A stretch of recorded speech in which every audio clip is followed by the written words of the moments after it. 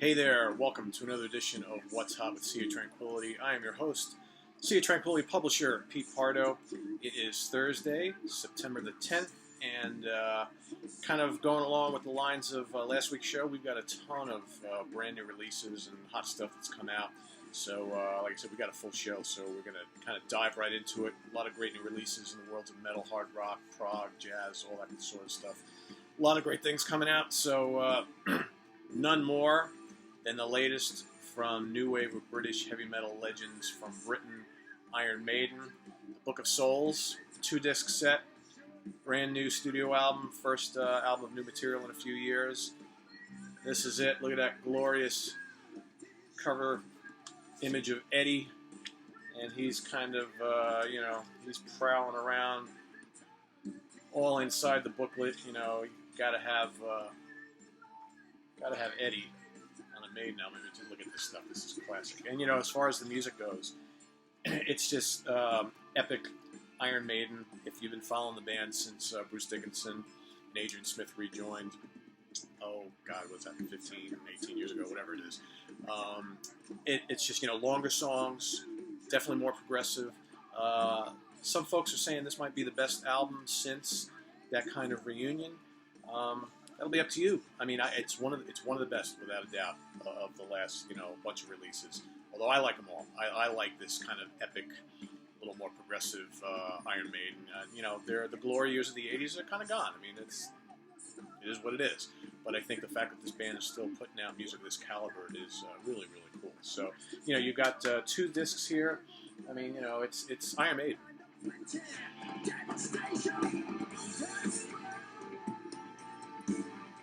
You got the galloping rhythms. You got Bruce Dickinson, who's now a cancer survivor. He had tongue cancer, and he's in remission. Seems to be doing good. He sounds great on the album. Probably best he's sounded in years. You got the 3-guitar attack. You got Nico on the drums, and of course Steve Harrison on bass. It's I guess you'd call the classic Maiden lineup. A lot of long tunes. Empire of the Clouds kind of finishes the whole album. It's like 18 minutes long, pretty cool. Another big, long epic, but this really good tunes. Speed of Light is great. The Red and the Black, When the River Runs Deep is one of my favorites. A lot of really good tunes on here. I believe they're going to go on tour here in the States next year, 2016. So if you're a fan, you probably already have this, and you're probably already digging it. So curious to get your opinions on this. Drop me a line at ppardo@seatranquility.org. Let me know what you think of this new Maiden album. I dig it. Moving on, staying in hard rock and metal. The new Frontiers Records release from George Lynch and the Lynch Mob Rebel. It's good.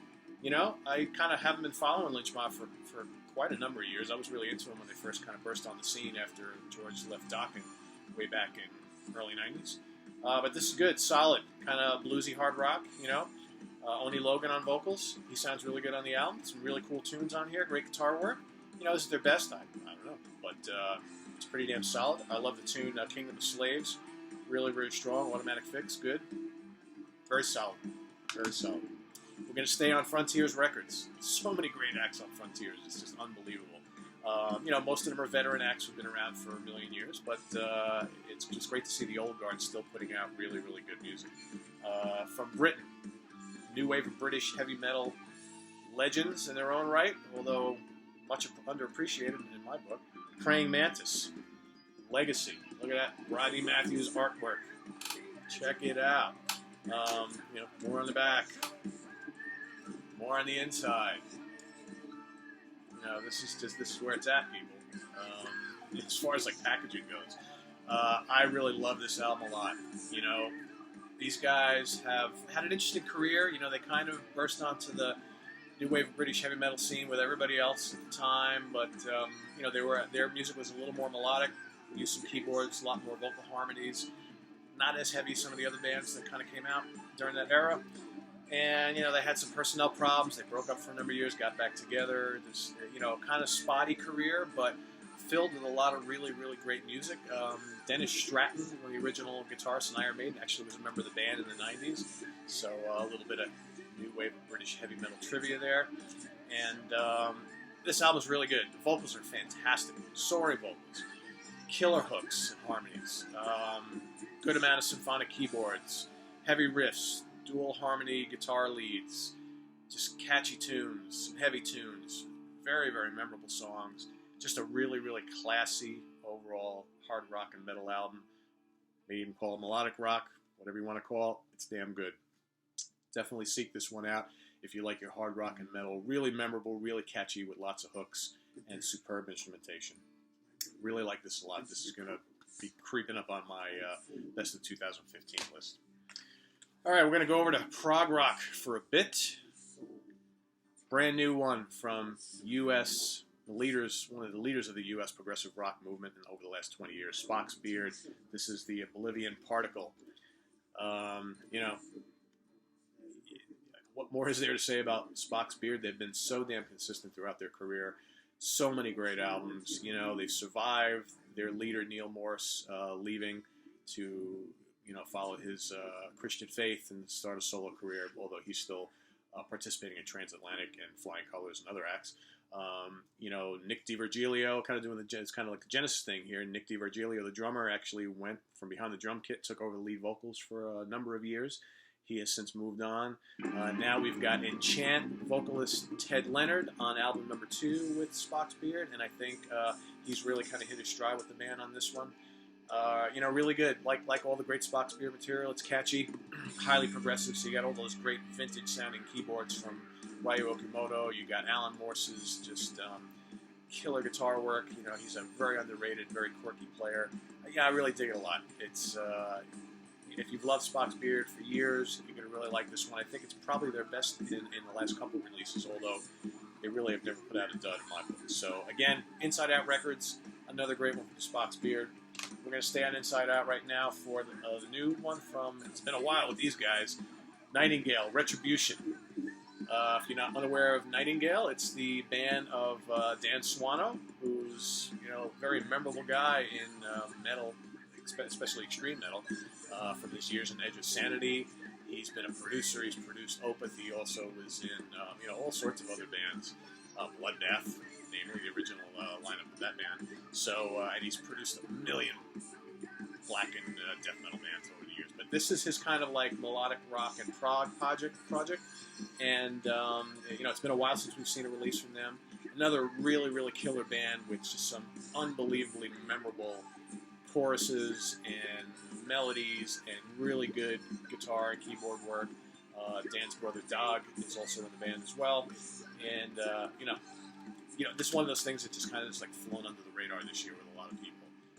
And I think a lot of, you know, hard rock, prog, and melodic rock fans here in the States need to kind of discover these guys. Really, really good band. Nightingale, Retributions, Inside Out Records. All right, U.S. prog legends. Okay, maybe that's going a little too far, but if you look at the history of this band, they're called Hands from Texas. They actually kind of came onto the scene in the mid-'70s. Recorded a bunch of things, never an official album. You know, did a bunch of tours, kind of disappeared from the scene. Shroom Productions kind of came across those recordings, decided to put them all together in an album, release it, self-titled. This was in the 90s. Fantastic symphonic U.S.-style prog. You know, if you like Happy the Man. Also harkens back to like the greats of the British era. You can use some bits of Gentle Giant and Griffin and maybe Camel in their music as well. You know, this whole Caviar Bobsled, kind of an odd name for a very not odd album. Wonderful album. You know, these guys eventually did get back together. That's kind of the continuation of the story that I dropped off from a bit ago. And they got back together. They've released a handful of albums over the course of the last 15, 20 years. All very good, you know, kind of continuing on that style. Ernie Myers is kind of the leader of the band. He's their vocalist and guitar player. A lot of really nice textures on here, contributions from a lot of musicians, some original members of the band, some other folks that have kind of joined along the way and helped out with the recordings of Hands. Really great guitar work, acoustic and electric. In fact, there's a lot of kind of play between the electric and acoustic elements on this album. Some great flute work, some really nice vintage analog keyboard work here. It's just a really lovely album. You know, there's a mix of vocal pieces and instrumentals. You know, not a bombastic prog album by any means, but it's, if you like that mix of kind of folky, pastoral, progressive rock with a bit of the kind of vintage keyboard-heavy stuff of the 70s, you know, think along, like I said, along the lines of maybe some of the folkier Jethro Tull, Happy the Man, Gentle Giant, Griffin, a little bit of Camel, that sort of thing. Really good, really classy. You cannot go wrong here. All right, staying in the U.S., New Jersey's Third Degree. This is called Ones and Zeros Volume 1 on 10T Records. Really, really nice. These guys also have been around for a while. They've put out a lot of albums over the years. This is a concept album about the dangers of technology. Very interesting lyrics, storyline to this. Very kind of futuristic sounding album in general. You know, Third Degree have been a very eclectic, I like to call them eclectic because their music always takes interesting twists and turns from album to album. This has got a futuristic slant to it. Still prog, but there's a lot of kind of that, I'm going to call it that pomp, prog / pop style. You know, the bands we're talking about, you know, those bands with the soaring vocals like, you know, Journey and Angel and Kansas and Trillion and Aviary, you know, maybe Todd Rundgren's Utopia, a little bit of the Tubes, Sparks, you know, 10cc, that sort of thing. If you like those, you know, great soaring pop hooks, memorable melodies, catchy tunes, with the right amount of proggy instrumentation, I think you'll really dig this. For me, this is probably one of their most enjoyable albums. They've got a lot of good ones, so seek that one out. We're going to stay on 10T Records because my buddies over there have a history of releasing some really good product by some really good bands. This is the Box of Shamans, Belief and Illusion. Another really solid entry for the folks at 10T. This is the musicians in this band are comprised from members of other bands from the 10T label, and I like it a lot. It's a really good combination of kind of that modern, catchy prog with the classic tones of yesteryear that we all love so much. So another really, really solid album, and you know, just a really fun prog rock album. And I think any fan of the genre would really like it a lot. Cool cover artwork as well. So I think we're going to be seeing a lot of good stuff from this band in the years to come. This is probably just the icing on the tip of the iceberg. So. On to Blu-ray, staying on prog. You know, we were talking about Spocks Beard before. Their former frontman and main songwriter, Neal Morse, of course, left for a solo career a bunch of years ago. And last year in 2014, he did this kind of weekend event in Tennessee called Morse Fest 2014. And he invited along a bunch of musicians that had performed with him on his solo records and tours, and most notably Mike Portnoy, ex-Dream Theater drummer, current drummer for Winery Dogs and Flying Colors, and also, you know, all sorts of other bands. And so this is called Morse Fest 2014, Testimony and One Live. So if you're a Morse fan, you know that Testimony and One were two of his earlier solo albums. Both, Testimony especially, tells the whole story of how he got his calling from God and how his faith changed, and he totally changed his life. Left Spocks Beard, started a solo career, wanting to tell his story. And then One is another similar type story about redemption and whatnot. So they play both of these albums back to back over 2 nights. So you've got 2 discs in here. One is the first night playing the entire Testimony. You knew that was a double album, so it's a lengthy set. And then they go on the second night to play all of One plus a couple other favorites. Got an old Spocks Beard favorite on there, as well as a transatlantic epic.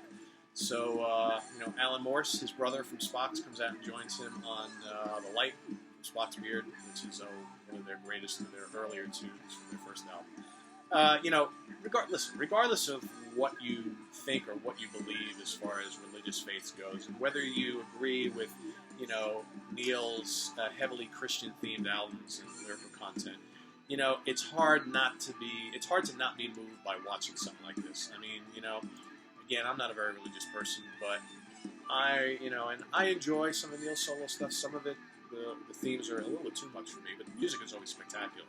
But, you know, watching them perform it live and watching Neal kind of put his all into it, you can tell how emotional he still is about telling these stories. and how much it means to him. It was kind of really uplifting to watch, and it really kind of got me, And he's got his son comes out and sings a couple tunes with him. His daughter's out there doing some dancing. I mean, it's just, and Portnoy plays his ass off on here, and he looks really, really happy to be kind of a part of this whole thing. And one of the things I really dug on this is just to see how good of a guitar player Neal Morse is. I mean, he plays just as much lead electric guitar in here as he does keyboards, ripping it up on the Stratocaster. So, it's really fun. You're going to need 5 hours of your time to sit through this, at least. There's a cool documentary about the kind of making of the whole weekend and the DVD with Blu-ray. But, it's well worth it. It's a lot of fun. I watched it over a couple of nights and had a really good time with it. So, if you're into Neal, if you're a Spocks Beard fan, or if you just love prog, this is really good. Really good. All right, to the reissue front, because we're running along already. Our wonderful friends over at Cherry Red Records have been kind of reissuing and remastering lots of great stuff from the vaults over the years. And their latest little batch of releases is by a band that, honestly, I never really had listened to, barely heard of. But they had like a small following in the early 70s. They had a major label deal both in the UK and the US. They were on Elektra in the US, Charisma in the UK, alongside Mantigraph Generator and some of those other bands. The name of the band is Audience, and from Britain. Call them an art rock band, call them a prog band, call them a folky jazz band, whatever. They kind of do a lot of everything. And Cherry Red has remastered all 4 of their studio albums, which I believe ran from 69 to 72. First one, self-titled, all right? Band just kind of trying to find their way. Interesting group of musicians here. They've got, a singer who kind of sound like a combination of Mick Jagger and Axl Rose of Guns N' Roses. Kind of got that high-pitched, nasally voice. Really interesting, different. He also played classical nylon string guitar, but electrified with a pickup. Not something you heard a lot back then. They also had a guy who played sax, clarinet, and flute, and a bass player and a drummer. Okay, so by the second album, Friends, the sound is starting to take on a little more folk leanings, a little more jazz coming in, definitely some prog creeping into the mix. This one is definitely a little more ambitious than the debut. It's a little more straightforward. On their third album, The House on the Hill. This is kind of where things broke for them a bit. I mean, this debuted on the Billboard Top 100. They had a single on here called Indian Summer. Actually, the single was only on one of the versions, I believe, in the U.S., not included on the UK version. I may have that mixed up. But this one is kind of where they put it all together. This one is fairly proggy in spots. There's some really nice extended jazz and folk bits. What was interesting is they would take, they didn't have an electric guitarist per se. I mean, we had an electric nylon string guitar. But, most of the solo work was done either by the bass player, who would add a little bit of fuzz and go on to, crazy uncharted waters, as well as the reed player, who would, add all sorts of wild effects to his, sax or flute solos, which is kind of interesting. So he would add fuzz or delay or, some chorus. So really, really neat. There's a tune on here called Jackdaw, which is just fantastic, 8 minutes long, really, really cool. And then for their fourth and final album, called Lunch, they were joined by Bobby Keys and Mr. Price from the Rolling Stones on sax and trumpet and trombone. And, one of the things about the previous albums is each album had a couple tunes that were kind of along those, kind of folky, country rock, pop vibe style, similar to what the Stones were doing on, the Exile on Main Street album. And Sticky Fingers, each of those albums had a bunch of tunes that were kind of real rootsy and whatnot. So some of these songs really remind of that material from the Stones. So they kind of went and took that to the next level on here and kind of dropped a lot of the prog, a lot of the jazz and folk, or some of the folk actually they kept. But and this is much more straightforward, shorter songs, poppy, country rock, rootsy, a little blues, a little folk. Slight touches of jazz, with the sax and stuff like that. Solid album, definitely the weakest of the 4, but I still really like it a lot. And and each one of these has bonus tracks and whatnot. So it's really nice packages from the Cherry Red folks. So again, Audience. If you never checked them out before and you kind of like the mellower side of prog with plenty folk and jazz influences, I would definitely investigate them. They're worth checking out. Last but not least, because we're running long, we're approaching the 20-minute mark. Another epic show here. Forgotten favorites. Extreme metal legends, and they are legends. Technical death metal, progressive death metal, whatever you want to call them. Atheist, unquestionable presence. Tony Choi joins the band from Cynic, and joins the band under sad circumstances. The band's previous bassist died in a freak bus accident, so Tony joins the band.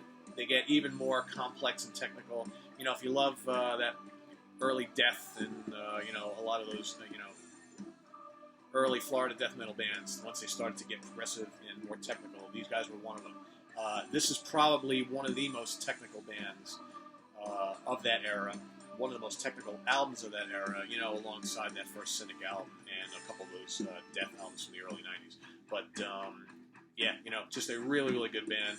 And they initially released 3 albums. They've reformed, put some other albums out, really solid as well. This is my favorite. This is dazzling stuff. It's death metal, but it's really intricate. Tons of prog, tons of jazz fusion floating around in here. Wild guitar and bass in there play. The drum work is off the charts. A must-have, a must-hear. It's a forgotten favorite. Loved it for many, many years. So with that, I leave you. We've already got some great stuff lined up for next week, so we will see you then. So in the meantime, make sure you investigate a lot of this great new music.